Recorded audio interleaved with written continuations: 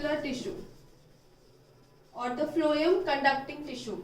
So when we talk about the conducting tissue present in plants, because plants are simpler substances as compared to the animals or other type of human beings.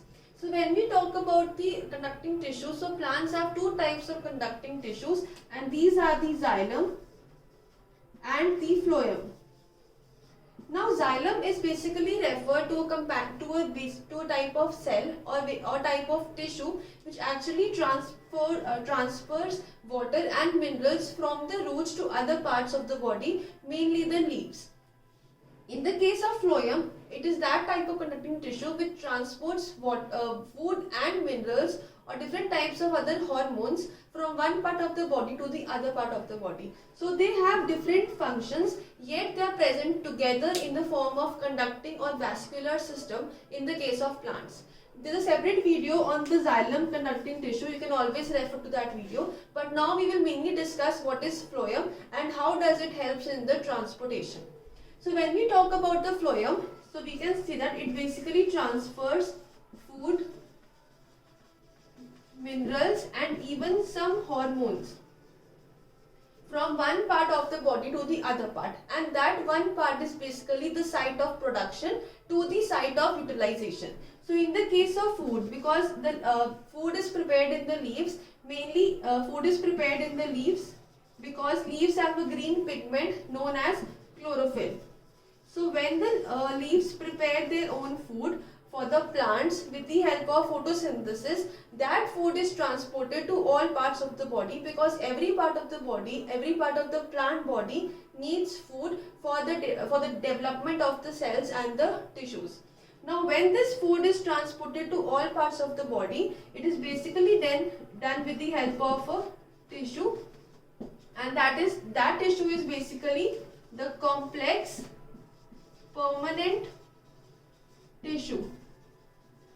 So this complex permanent tissue is basically the phloem. So phloem does the transportation, or we can say the translocation of the food items from the leaves to other parts of the body, like the stem, the roots, the fruits, the seed, etc. So this is how the translocation, or this is the purpose of the phloem. Now when we have discussed the definition or the purpose of phloem, there are actually phloem is made up of 4 different types of cells, because group of cells form a tissue, and because it is a tissue, so it will contain different types of cells. So the 4 important types of cells present in the phloem tissue are, the first is the sieve tubes, then we have companion cell, then we have phloem parenchyma, and then we have phloem fibers. So all these 4 together, combined together, they will result into the formation of phloem tissue, which is actually help in the transportation of food. So these 2 types of cells, that means the sieve tubes and companion cells, together help in the conduction of food.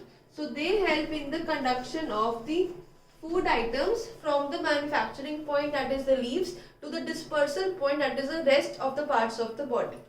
In the case of phloem parenchyma, it is basically useful for the storage.